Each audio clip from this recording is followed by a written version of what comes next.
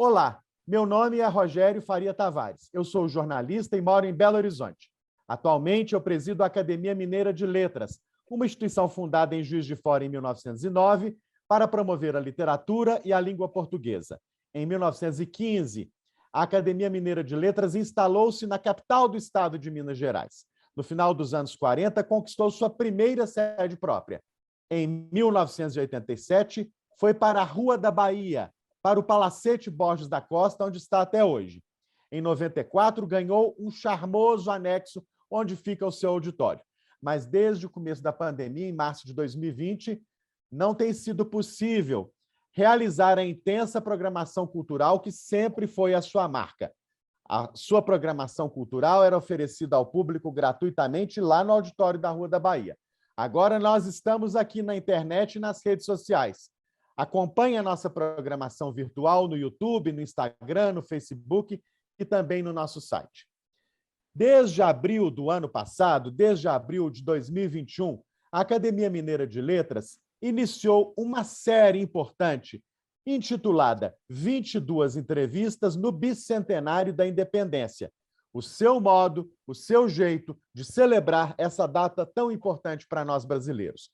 Em 2021, nós realizamos 10 entrevistas. Nós realizamos entrevistas sobre a independência do Brasil e fatos históricos relacionados ao tempo da independência.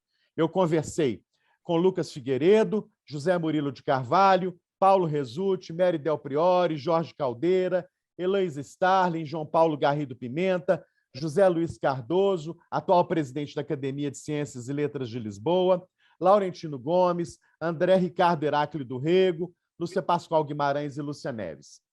Agora, em 2022, chegou a vez de fazer as outras 12 entrevistas que compõem esse bloco de 22 entrevistas no Bicentenário da Independência. Se no ano passado nós entrevistamos jornalistas e historiadores, sobretudo sobre o fato histórico da independência, agora, em 2022, a conversa é outra.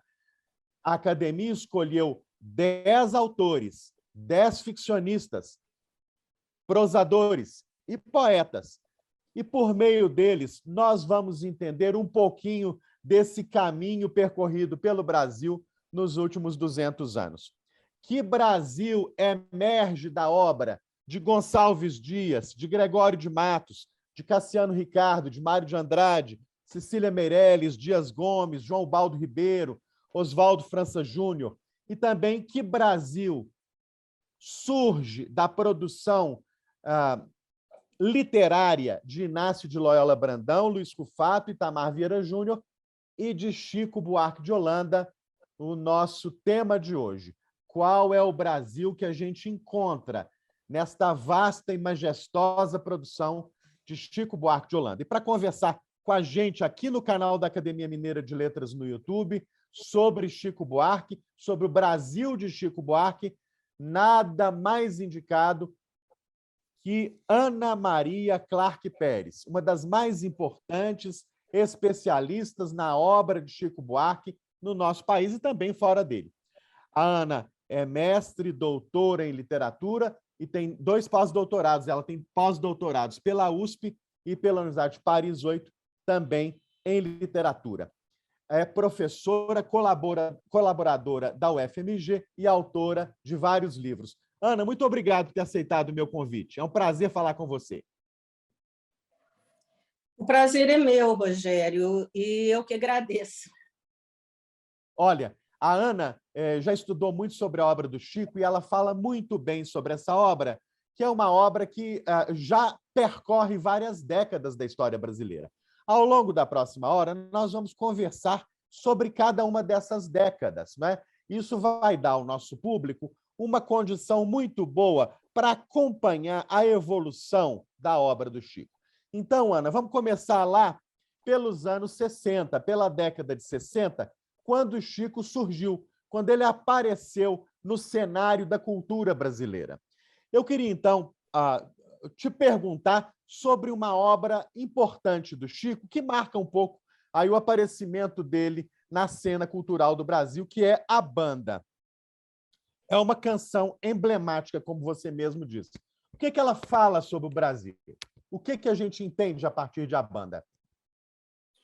Bom, realmente a banda é um marco na carreira do Chico, né? É quando ele começa a ser mais conhecido, aliás, muito conhecido no Brasil, e ela, assim, só retomando um pouco a sua história, a banda ela venceu o segundo Festival de Música Popular Brasileira da TV Record em 1966. Aliás, tem até uma história aí de bastidores que, no final, os jurados decidiram que ela tiraria o primeiro lugar e, disparada, tiraria o segundo lugar. Mas parece que o Chico não concordou com isso, ele foi comunicado e ele pediu, exigiu, insistiu que houvesse um empate. Então, a banda e Disparada ficaram em primeiro lugar. E a partir do sucesso enorme que a banda fez, como eu disse, o Chico ganha notoriedade, e é nesse momento até que Milô Fernandes disse aquela frase que nos soa curiosa hoje, que Chico se tornou a única unanimidade pessoal, a unanimidade nacional. Então, realmente, a banda, dentro desse tema que a gente sobre o qual a gente está conversando hoje, ela apresenta um Brasil assim, ela virou um ícone de brasilidade, né? Como se ela retratasse uma identidade nacional.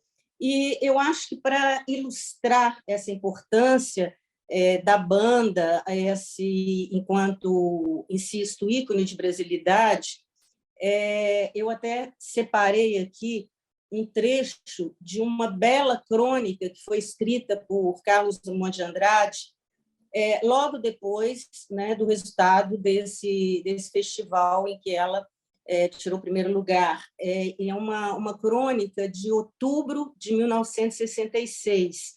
E acho que Drummond, melhor do que ninguém, aborda essa importância, esse enlevo, né, causado pela composição do Chico. Então, eu vou citar Carlos Drummond de Andrade.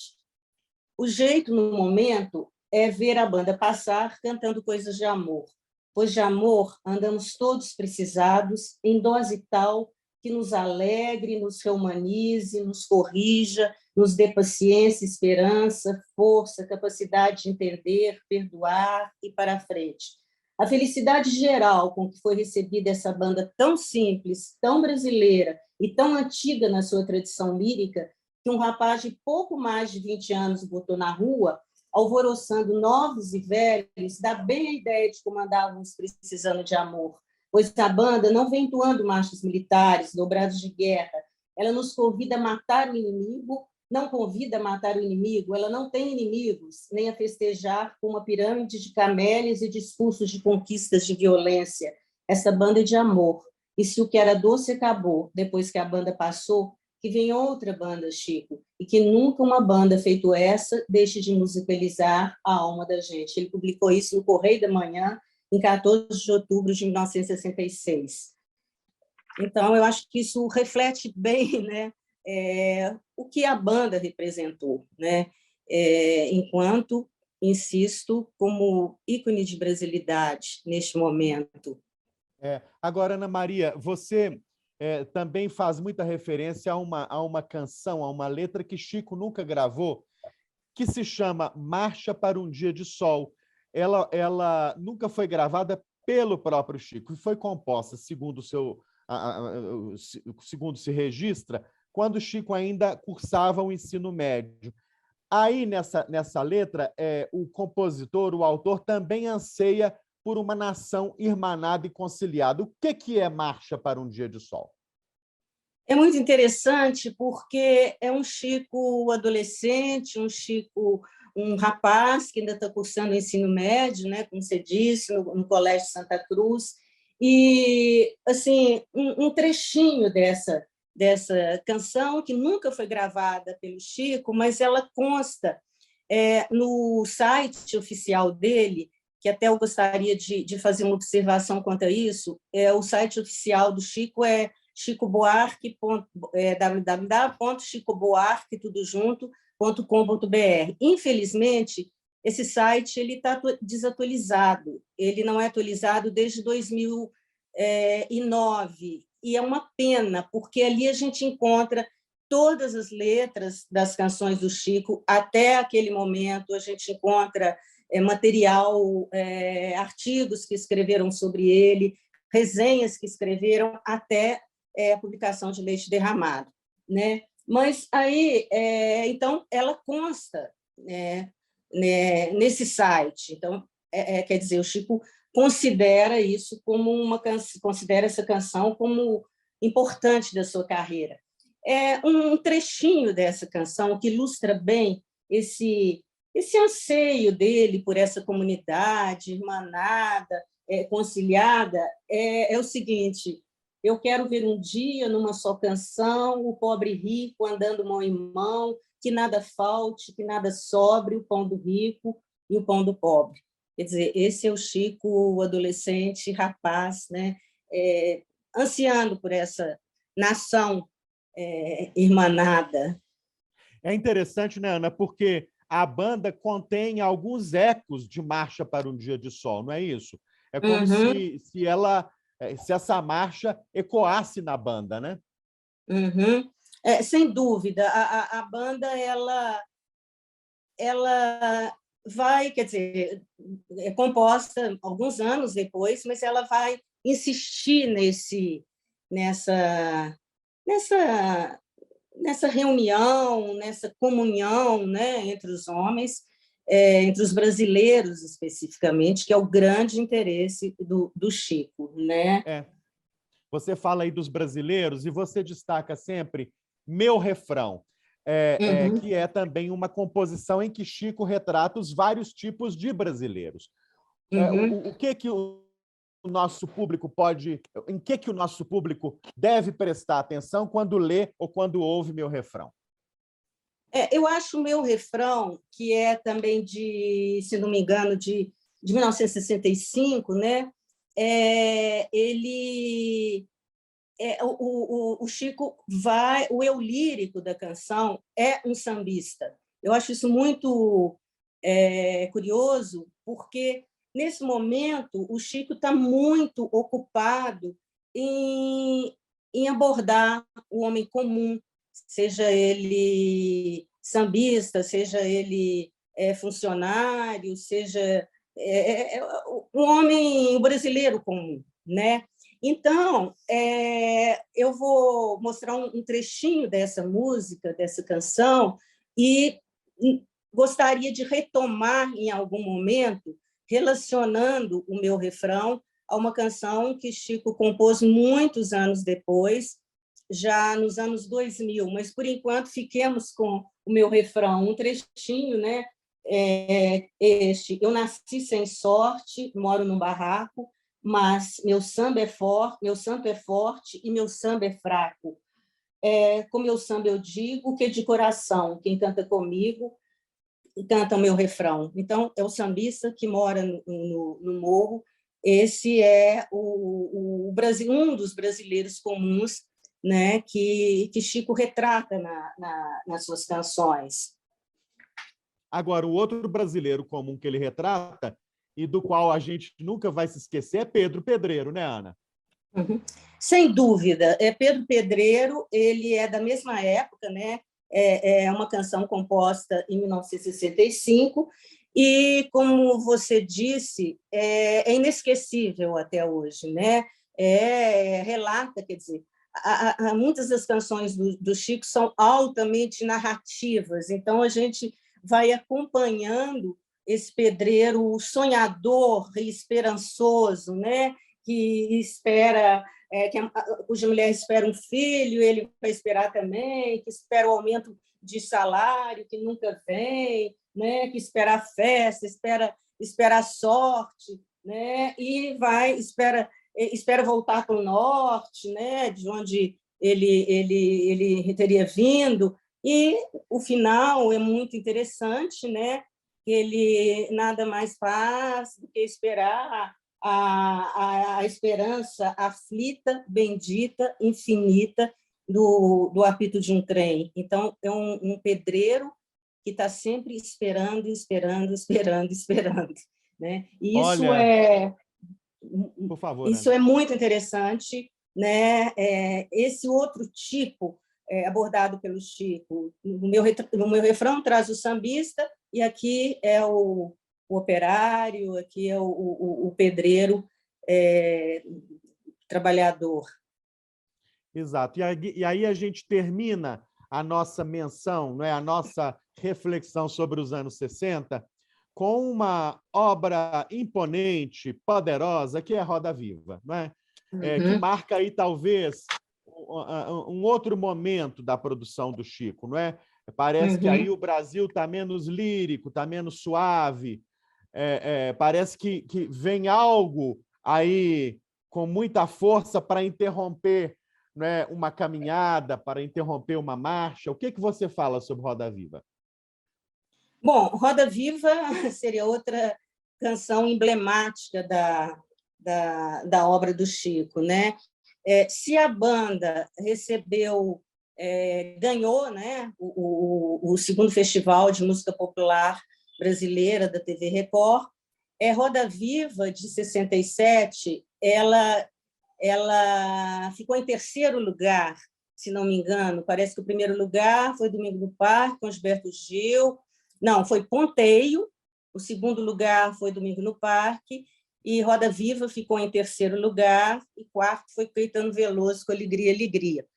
E a Roda Viva, ela se tornou assim muito, quer dizer, por ocasião do festival, ela já se tornou muito conhecida. Inclusive, todos devem se lembrar, porque há gravações disso, a gente pode encontrar, né, na internet gravações disso, a bela exibição de Roda Viva, de Chico cantando com o MPB4, e os arranjos do Magro, que imprimiram uma aceleração no final da Roda Viva. Isso é muito marcante, muito, muito interessante a gente rever esse momento de 1967. Tem até um documentário muito bonito que se chama Uma Noite em 67, que traz isso tudo. Bom, mas então Roda Viva ganha esse festival, ganha não, ela tira terceiro lugar nesse festival, já é um sucesso logo logo que as pessoas começam a escutá-la. Mas aí acontece uma coisa muito interessante. No fim de 67, Chico escreve uma peça, exatamente, Roda Viva, e essa peça ele escreve assim, parece que 25 dias, foi uma coisa assim muito, muito rápida, né? E essa peça ele escreve no final de 1967, e em janeiro de 1968, lembremos, nós já estamos em 1968, né? Ela vai ser encenada no Rio de Janeiro, primeiro, né, com a direção do José Celso Martinez, e Marieta Severo participava dessa montagem. Ela foi um grande sucesso, mas o José Celso, assim, ele ousou muito na montagem. Só para a gente ter ideia, os participantes, o público participava, e tinha momentos que os atores circulavam entre o público, entre a plateia, e com pedaços de fígado cru, e eles ficavam ensanguentados. Foi uma montagem muito ousada, muito agressiva, né? E essa peça, na realidade, ela conta a história de um artista que é tragado pela mídia, né, por essa roda viva, pelo esse showbiz e tal, mas talvez pela agressividade da montagem, ela provocou muita reação, né? E depois do Rio, a peça vai ser montada em São Paulo, e não mais com Maria de Severo, mas com a Marília Pêra. E aí acontece um episódio que ficou muito marcado, né? Porque, na época, né, insisto, estávamos em 1968, na época, o CCC, né, Comando de Caça aos Comunistas, invadiu o teatro e depredou o cenário, e foi até os camarins e bateu, machucou os autores, né? E em setembro deste mesmo ano, a peça vai ser encenada no Rio Grande do Sul, mas acontece o mesmo problema, a peça é proibida, né? E lembremos que, em dezembro de 1968, é decretado o AI-5. Então, mas a Roda Viva ela permaneceu como um hino contra a repressão. Então, aquela ideia inicial de um artista ser tragado por essa mídia, ela se tornou um hino contra a repressão, né? Esse auge da repressão, quando é decretado o AI-5. E alguns dizem também que o José Celso, com isso, ele, quer dizer, como a peça retratava um artista popular que é tragado pelo seu sucesso, é como se ele quisesse amenizar um pouco, quer dizer, identificar com o próprio Chico uma leitura e amenizar um pouco a ideia do Chico ser unanimidade nacional. Então, é mais ou menos essa a história, em linhas muito gerais, e Roda Viva permanece até hoje e é mais atual do que nunca, né? Muito. Agora, Ana, é o momento, então, agora de entrar na década de 70, não é? Parece que Roda Viva, de 67, 68, já anuncia aí a produção do Chico da década seguinte, não é? Um artista absolutamente sintonizado com a questão nacional, né? Com a história do Brasil naquele momento. Você gosta muito de algumas canções, não é, que são emblemáticas da produção de Chico nessa década, e eu vou começar com Apesar de Você. E depois, já emendando, pediria que você falasse sobre a Maninha, Apesar de Você e Maninha, que parece que é possível estabelecer algum diálogo entre elas.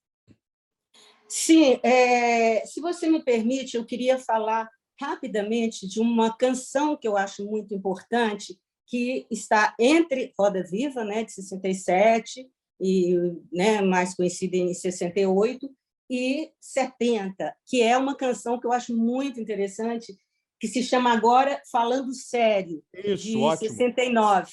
Né? Perfeito. E um trechinho dela é assim: agora, falando sério, eu queria não cantar.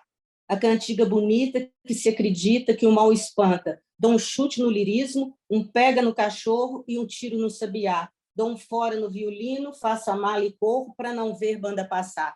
Quer dizer, é claro que o Chico não está renegando a produção, mas ele tem a consciência de que é preciso tomar um outro caminho muito mais contundente, diríamos assim, né? Bom, Perfeita lembrança, é isso mesmo. É como se ele já anunciasse o que virá depois. Exatamente. Bom, quanto Apesar de Você, eu acho importante lembrar um pouquinho a biografia do Chico, um pouquinho o momento do Chico nesse período. Né? Ele, em 69, exatamente, ele parte para a Europa para fazer algumas apresentações e também ele ia terminar na Itália. Parece que ele queria que a ideia dele era ficar 15 dias e acabou ficando 15 meses, né, num alto exílio, porque aconselhavam aconselhavam um não retorno do Chico naquele momento, né? Inclusive, quando ele decide retornar, o Vinícius de Moraes, que na época trabalhava como diplomata lá na Itália, até foi padrinho da primeira filha dele, Silvia, que nasceu na Itália. Ele diz: você volta, mas você volta fazendo o maior estardalhaço, que todos os jornais, televisão vão ficar sabendo que você voltou, porque se você voltar assim discretamente, ninguém sabe o que vai acontecer, né? Então, quer dizer, o Chico voltou com estardalhaço, e aí, assim que ele retorna, ele, em 1970, ele vem e compõe Apesar de Você.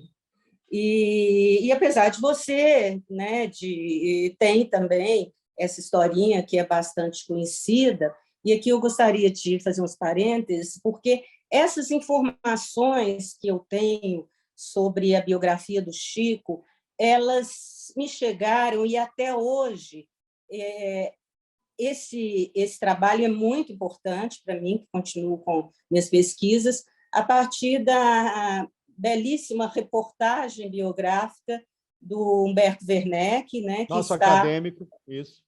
Pois é, que está no Tantas Palavras, né? E é uma delícia, porque ele diz que não é uma biografia, ele é uma reportagem biográfica. Então, ele traz esses fatos todos, mas na sua forma deliciosa de escrever, né? Então, o Humberto, nesse trabalho dele, ele vai esclarecendo que, naquela época, claro, já todas as canções passavam por uma censura prévia, mas o Apesar de Você escapou, né? O Chico apresenta aos censores que escapou por algum descuido.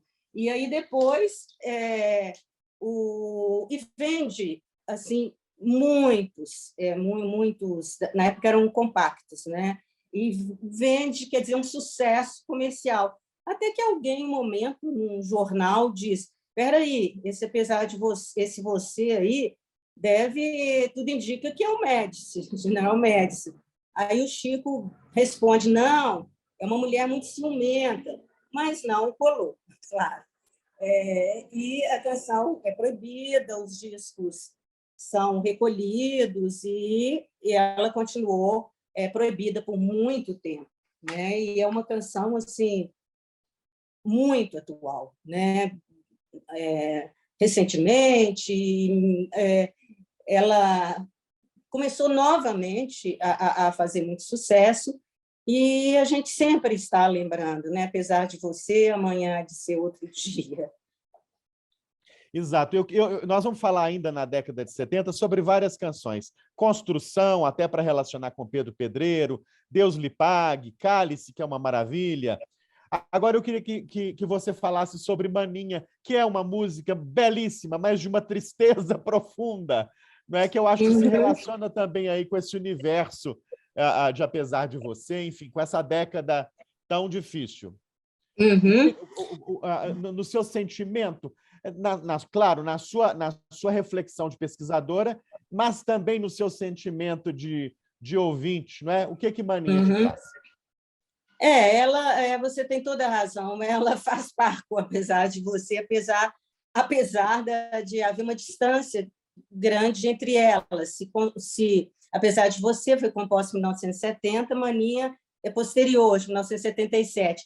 Mas essa sintonia entre as duas, inclusive quando a gente escuta, quando a gente vê uma gravação, isso também a gente conta na internet, do Chico cantando com a Miúcha, né? É comovente, né? Então, essa atualidade da letra de Maninha, né? Aí ele começa, se lembra da fogueira, se lembra dos balões, se lembra dos luares dos sertões, né? E todas essas coisas bonitas, importantes, né? E depois ele vai concluir, né? Mas hoje não sobra erva daninha no chão que ele pisou. E o mais bonito, que eu acho esse final, um dia ele vai embora, maninha, para nunca mais voltar. Então, a gente articula imediatamente apesar de você, amanhã há de ser outro dia. Um dia ele vai embora e para nunca mais voltar. Então, é comovente. Eu acho que realmente é uma canção que sempre que eu escuto, eu me emociono, né? Claro. Ô, Ana, construção se relaciona com Pedro Pedreiro? O que construção é de uma sofisticação, de um refinamento? Como o próprio nome diz, ela oferece a quem frui, né, da sua composição uma arquitetura refinadíssima, não é?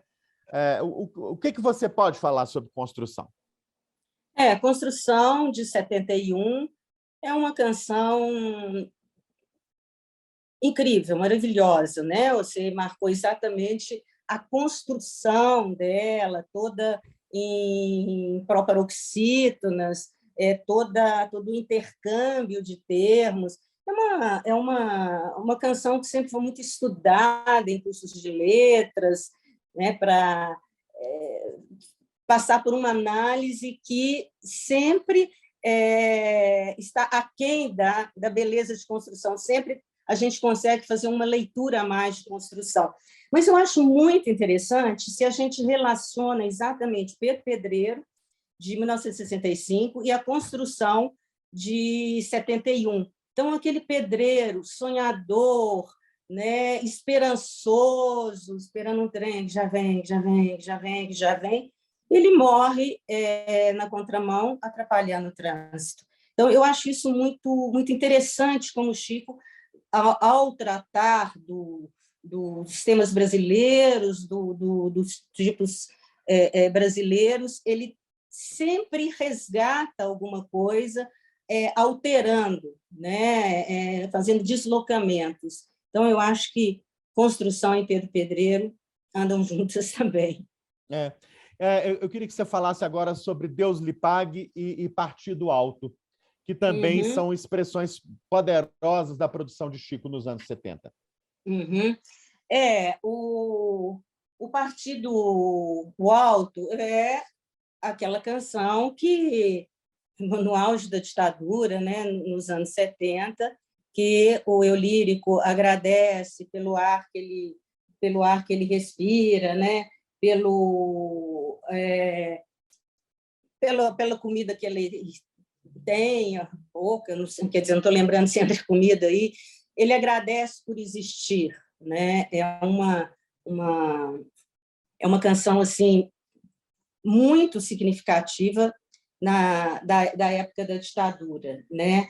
Agora, eu acho especialmente interessante o Partido Alto. Quer dizer, o Deus lhe pague, inclusive, ele foi gravado pelo Chico, voltando ao Deus lhe pague, junto com Construção, né? Então, muitas vezes, eu já vi as pessoas se referindo à Construção, incluindo Deus lhe pague junto, né? Como se fosse uma canção só, porque o Chico gravou assim as duas canções assim, né, coladas uma na outra. O Partido Alto me interessa muito também, né, porque quer dizer, naquele momento o Chico era completamente perseguido, não sei se é o melhor termo, mas quer dizer, pela censura. Os censores estavam sempre atentos a tudo que o Chico produzia e cortando, vetando, etc. e tal. E o Partido Alto tem um episódio interessante, que esse episódio está até naquele belíssimo documentário do Miguel Faria Júnior, Chico, artista brasileiro, e quem já assistiu deve se lembrar, e quem não assistiu, tenta assistir. É lindíssimo aquele documentário, né? Então, um trechinho do Partido Alto Deus é um cara gozador, adora brincadeira, pois para me julgar no mundo, tinha o mundo inteiro, mas achou muito engraçado me botar cabreiro na barriga da miséria. Eu nasci brasileiro, eu sou do Rio de Janeiro. E essa cena, e aí a cena que que está no documentário do Miguel Faria Júnior, é o Chico lembrando que a música estava sendo submetida aos censores, que parece que havia um advogado, não lembro muito bem, que ia comentando com o Chico. Aí o Chico, ele ligava para o Chico e falava: eles não aceitaram o brasileiro, né? Na barriga da miséria, nasce brasileiro, não pode. Né? E o Chico fica pensando que ele não podia, na hora, imediatamente, arrumar outra palavra, porque tudo dependia de rima e tudo mais. Né? Então, ele pensa e fala assim: batuqueiro, né? Na barriga da miséria, nasci batuqueiro, passa. Aí avisam para ele: passou. Aí ele fala: tá, passou. Então, inclusive, eram essas julgadas, né? E eu achei muito curioso, que eu li, já nem lembro onde, mas assim, tinha guardado esse trechinho sobre o despacho do censor quando ele vetou o brasileiro, né? Na barriga da miséria nasce brasileiro, não podia, e ele vetou pelo seguinte fato, abro aspas: se é engraçado ou uma infelicidade para o autor ter nascido no Brasil, país onde ele vive e encontra esse povo generoso que lhe dá sustento, comprando seus discos e pagando regiamente nos seus shows, até lembro algumas coisas meio atuais. Afirmo que ele está nos gozando, opino pelo veto. Então, esse foi o despacho do censor.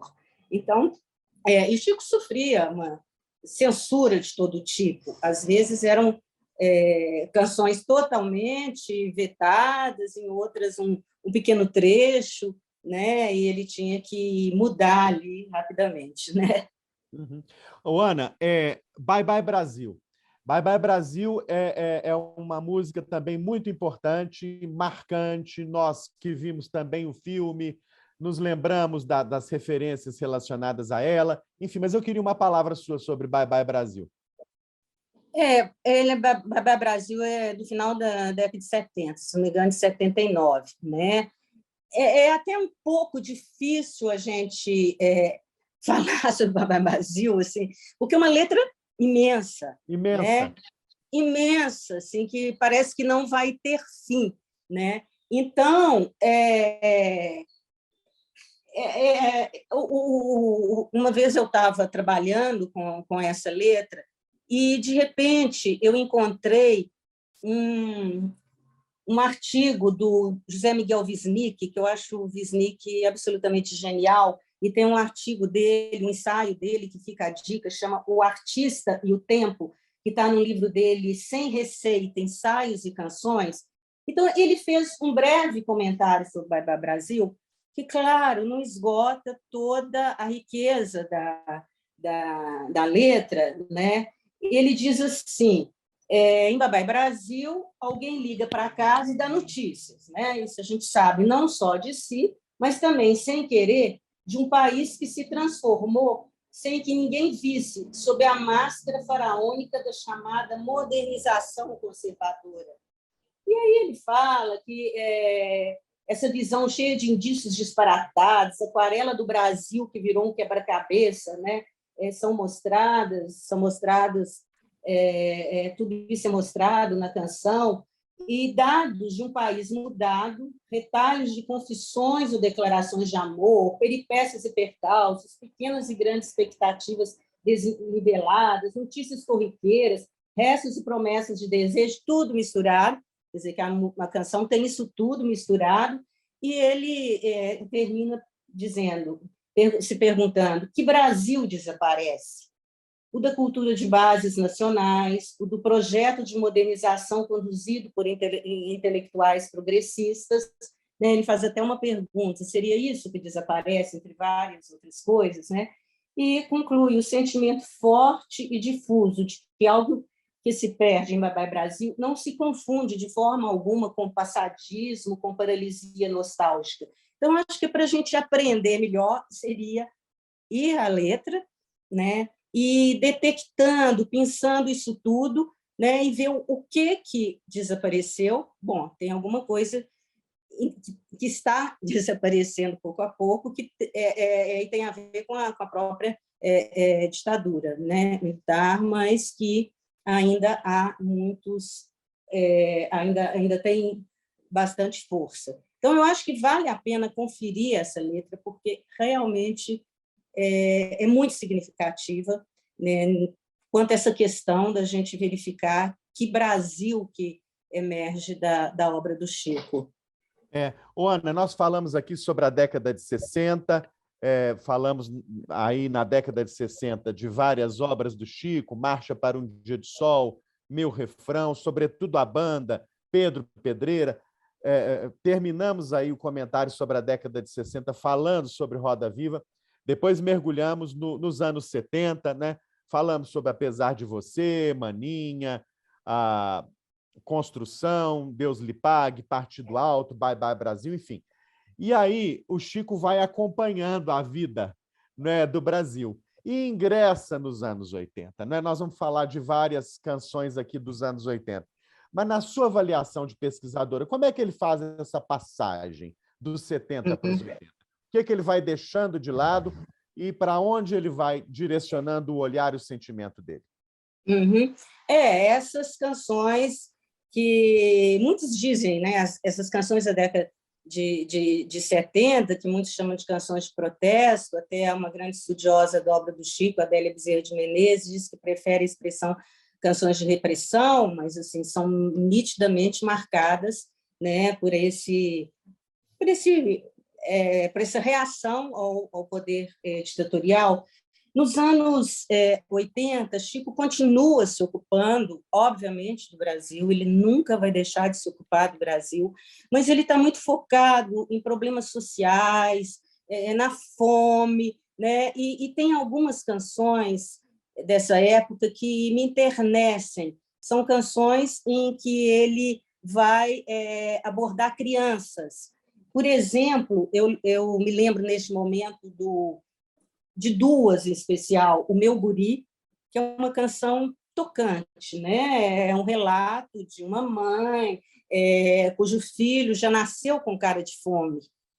Isso está na letra da canção. E esse filho, a cada momento, ela diz que a cada momento o filho sai e volta com um presente para ela. Uma hora ele traz uma corrente de ouro, outra hora ele traz uma bolsa, mas está com tudo dentro, documento, tal, e essa mãe enternecida, né? E o fim é muito triste, porque fala-se desse guri numa foto de jornal, né, com venda nos olhos, né? E a mãe que narra, quer dizer, o eu lírico é a mãe desse guri. A mãe termina dizendo que parece que ele está sorrindo. Então, é uma canção pungente, né? Outra que eu acho muito interessante é Brejo da Cruz, né? E também tratando do problema da fome, o Brejo da Cruz, em que as crianças comiam luz. Né? Então, toda essa questão. Engraçado, uma curiosidade, eu achei que era uma pura invenção do Chico esse nome, Brejo da Cruz. Há pouco tempo eu descobri que existe um município na Paraíba que se chama Brejo da Cruz. Isso aí foi uma novidade, mas não sei se Chico se inspirou nisso ou fazendo uma jogada, né? Eu sempre me lembro de Brejo das Almas, do Drummond, mas com uma outra perspectiva. Quer dizer, ele continua tratando dos problemas do Brasil, né? Agora mais do ponto de vista dessas mazelas, da fome e tal. Né? Pivete, né? Também a gente pode lembrar do Pivete dessa época. Isso, exato. Agora, há duas canções aí que, de novo, registram aí momentos históricos importantes da nossa institucionalidade, digamos assim. Eu gostaria de citar pelas tabelas e vai passar. Que são canções que ficaram muito populares naquele período ali de fato, da passagem, não é, do regime instituído em 64 para uma nova configuração institucional dada aí a partir de 85, enfim. essas músicas eram muito executadas nesse momento, né? Viraram hinos entoados nas ruas e tudo. Eu queria uma palavra sua sobre Vai Passar e Pelas Tabelas. Bom, Pelas Tabelas, né, como você já anunciou, ela fez, né, fez parte, né, dessa campanha a favor das diretas, né? Agora, tem uma coisa muito curiosa, que você falando isso, eu lembrei, de uma declaração do Chico, recente. Você deve se lembrar dessa última polêmica do Chico, né? De muitos dizerem que o Chico não quer mais cantar. A partir de uma declaração que ele deu daquele documentário sobre a Nara Leão, ele não quer mais cantar Com Açúcar com Afeto, né? E saiu muito a ideia de que feministas teriam protestado e ele teria cedido a esse apelo, ou a essa crítica das feministas, que essa canção, né, seria hoje assim inadequada. E nessa entrevista que Chico deu recentemente à Regina Zappa, ele fala que não, que ele fala que ele não renega a canção, né? Voltando ao Com Açúcar com Afeto, ele não renega a canção, mas que ele é o feminista, ele não quer mais cantar, né? Porque me diram, eu achei muito interessante ele falar, eu sou feminista, né? Então, nessa mesma entrevista, ele deu um exemplo, ele disse, por exemplo, eu não renego, mas eu não cantaria hoje, não gravaria, não cantaria, não colocaria essa canção em um show meu, ou Pelas Tabelas, quando diz, né, com todo mundo na rua de camisa amarela. Exato. Aí ele falou, eu não cantaria isso hoje, mas não renego. Eu achei assim, bem interessante isso, né? O Vai Passar é também um hino super atual, né? Vai passar nessa avenida um samba popular, vai passar, vai passar. Eu acho que a gente poderia fazer uma julgada, assim, amanhã, apesar de você, amanhã há de ser outro dia, um dia ele vai embora, maninha, para nunca mais voltar, vai passar. Né? Se a gente conjugar várias canções do Chico de épocas diferentes. Muito bom. Ô, Ana, e os anos 90? Você, nos anos 90, o Brasil já está, enfim, em outro lugar, a Constituição Federal, enfim, já tinha sido promulgada em 88, enfim, a gente estava aí tentando, né, firmar uma nova institucionalidade em outras bases, e aí o Chico vem com assentamento, com carioca, com subúrbio, por onde andava aí a produção poética do Chico nesses anos? Bom, com relação aos anos 90, eu acho que é uma observação importante, que é quando o Chico começa a publicar seus romances. Né? Primeiro, o Estorvo, logo depois o Benjamin, né?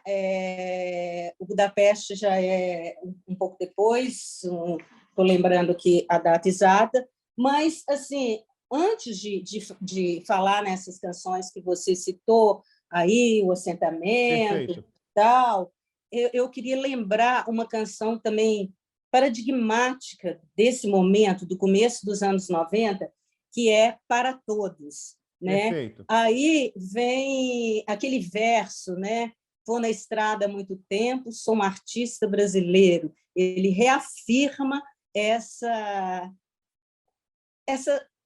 característica dele que a gente pressente, mas ele faz questão de frisar, né? Então, Para Todos e o interessante, porque se no início com a banda, sobretudo com as primeiras canções, Chico trabalhava muito com uma identidade nacional e a gente acompanhando a letra e, claro, ouvindo a canção, é um Brasil marcado pela diversidade, pela heterogeneidade. Então, a gente já vê que tem uma diferença também nesse ponto muito marcante com relação às primeiras canções. Perfeito. Assentamento é muito interessante, porque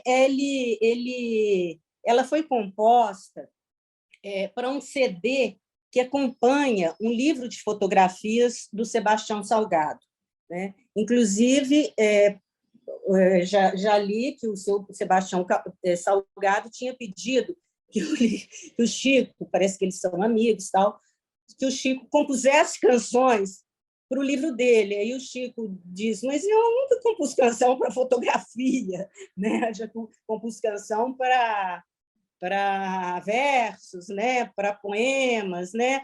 Eu nunca compus canção para fotografia. Então, surge a ideia do livro de fotografia do Sebastião Salgado ter um CD.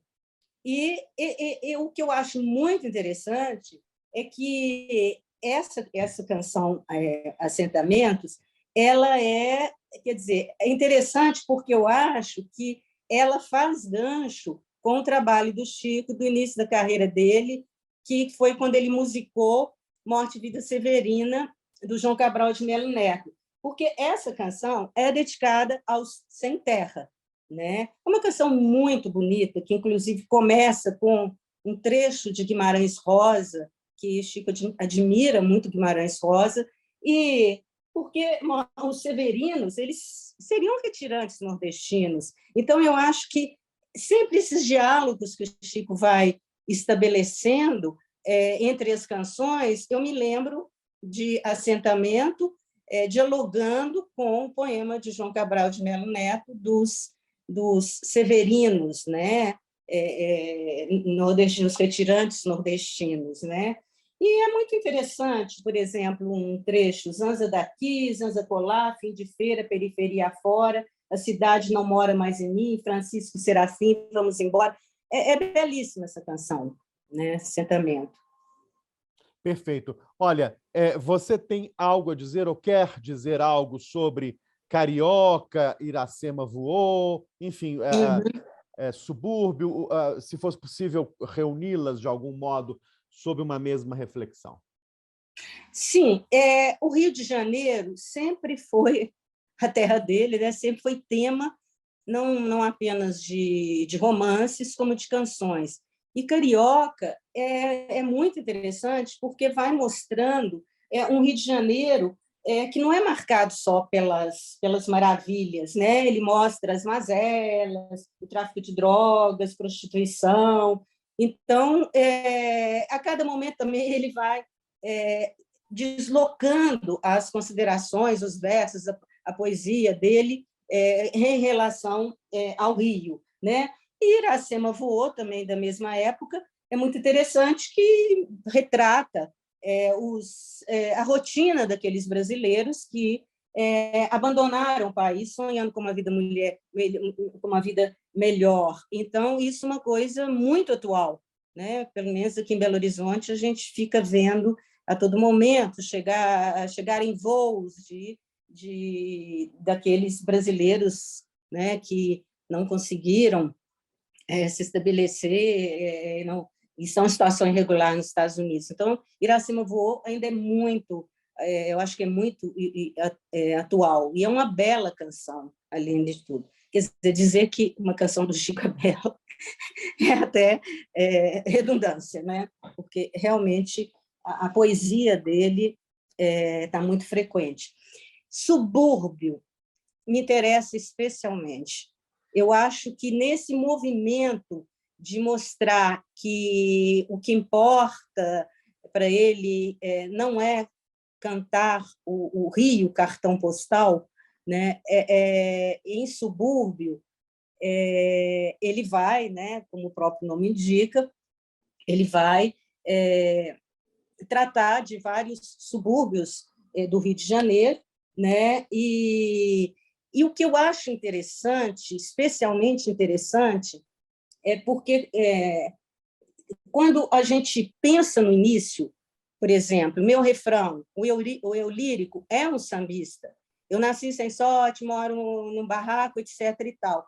Aqui, ele não quer mais, o eu lírico não quer mais falar pelo tipo comum, ele quer que o comum, o habitante do subúrbio, fale, né? Então, a canção é toda marcada, fala Pavona, fala Irajá, fala Vigário Geral, etc. e tal, e claro que numa nítida referência, num nítido diálogo com o famoso Fala Mangueira Fala. Aí mais uma articulação que o Chico faz, né, de Meu Refrão, de 65, a Subúrbio, dos anos 2000. Olha, é de uma riqueza essa nossa reflexão, essa reflexão de Ana Maria Clark Pérez sobre as canções de Chico Buarque, que nós poderíamos ficar aqui muito tempo ainda. Infelizmente, isso não é possível. Mas, então, agora eu vou pedir à Ana que se concentre um pouquinho em alguns livros que Chico publicou, não é? Eu quero especialmente pedir uma palavra dela sobre Leite Derramado, né? E depois sobre Essa Gente, que aqui está, que é de 2019, que é um romance de uma potência impressionante. Para a gente terminar a nossa conversa falando sobre a estreia do Chico na narrativa curta, narrativa breve, a narrativa dada pelos contos de Os Anos de Chumbo. Né, Ana, então vamos lá conversar sobre Leite Derramado? Sim, Leite Derramado, a meu ver, quer dizer, até surgir, até ser publicada Essa Gente, Leite Derramado sempre foi o meu livro predileto, o meu romance predileto. E, inclusive, para ser mais sintética, eu lembro alguns trechos da linda resenha, da linda orelha que Leila Perrone Moisés escreveu para Leite Derramado, quando ela fala, né, que da decadência, né, do personagem, né, da decadência de uma elite, no final das contas, né? Quando ela diz um homem muito velho está no leito de hospital, membro de uma família, tradicional família brasileira, ele vai desfiar a história que né, desde os ancestrais portugueses, passando por Barão, etc. e tal. Então, o narrador, personagem, ele pertenceu a uma elite política brasileira e, aos poucos, vai mostrando a decadência disso, né? Então, eu acho que Leite Derramado, apesar de uma distância, quer dizer, eu poderia falar muito mais de Leite Derramado, né? Porque, como eu disse, é um romance predileto até chegar, até ler Essa Gente. Mas eu acho que tem um gancho entre Leite Derramado e o Essa Gente, quer dizer, com 10 anos de intervalo. E aí eu queria falar, assim, bem rapidamente, quando eu comecei a ler Essa Gente, né, ele foi publicado há 2 anos, no final de 2019, e eu fiquei meio intrigada, assim, essa gente, que gente é essa? Né? E não li orelha de livro, não parei de ler o livro. Foi uma forma inusitada, nunca me aconteceu isso. E porque me ecoavam trechos de canções, desde a banda Minha Gente Sofrida. Aí eu parei a minha leitura, quer dizer, mal começada, e fiz uma longa pesquisa, que, aliás, não está organizada ainda, talvez não esteja completa, como que essa expressão, essa gente, a gente, minha gente, toda gente, ela vai perpassando a obra do Chico, desde a banda até as últimas canções. E, inclusive, eu fiz um levantamento, eu fiquei assim, tão animada com isso, fiz um levantamento, claro que teria que verificar, que eu encontrei 56 ocorrências de essa gente e variantes. Curiosamente, e aí eu falo um pouquinho das caravanas, Isso. só em As Caravanas é que eu encontro essa gente, não no sentido da gente sofrida, do homem comum, dessa forma com que Chico tratou nas outras canções.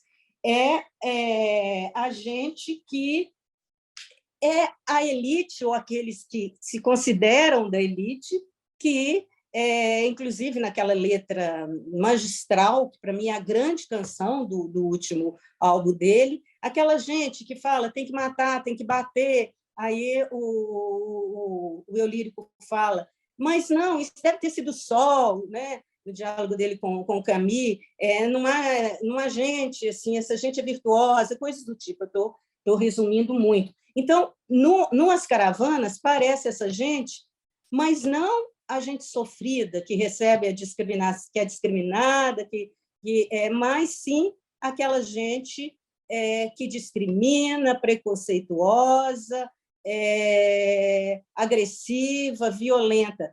E aí eu fui ler o livro e fiquei assim, absolutamente encantada como o Chico vai julgando esses dois tipos de gente, né? A gente sofrida, a gente que sofre a opressão, né? E a gente que discrimina, a gente preconceituosa. Isso me encantou no livro. Então, hoje eu diria que os dois romances do Chico que eu mais aprecio são Leite Derramado e Essa Gente, sem menosprezar os outros. Acho que a técnica do Chico está presente em todos.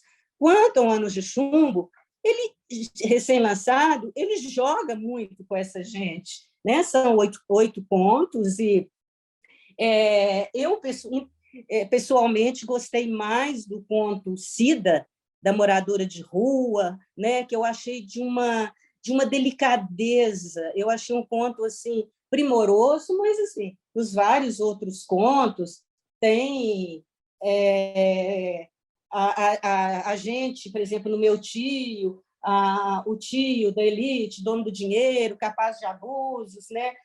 E abuso da garota, da sobrinha suburbana, o passaporte, em que ele se refere ao canalha, né? Que é bastante interessante, os primos de Campos, com toda a truculência policial, né?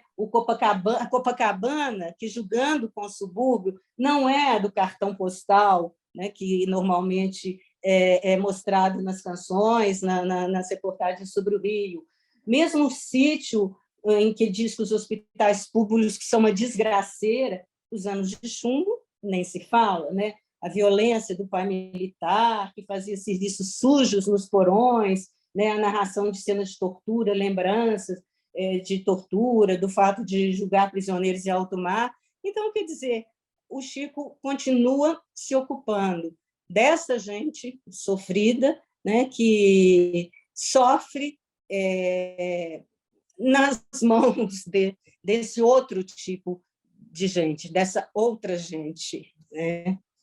Olha, essa reflexão que Ana Maria Clark Pérez está fazendo aqui sobre a obra de Chico Buarque, sobretudo sobre o Brasil que emerge da obra de Chico Buarque, é uma reflexão refinada e muito útil, muito boa, sobretudo para essa legião de estudantes e de professores que acompanham a programação da Academia Mineira de Letras no nosso YouTube. Ana, uma pergunta final, uma consideração final sua sobre, claro, Chico está vivo, atuante, produtivo, presente, mas uma pergunta, uma consideração final sua sobre o que ele nos legou até aqui, não é? O que ele nos legou até 2022. Já são o quê? Quantas décadas? 60, 70, daqui a 80, 2 anos 90? são 6 décadas, né? Isso. Que legado potente é esse? Nos 200 anos da independência, já temos aí 6 décadas de Chico Buarque.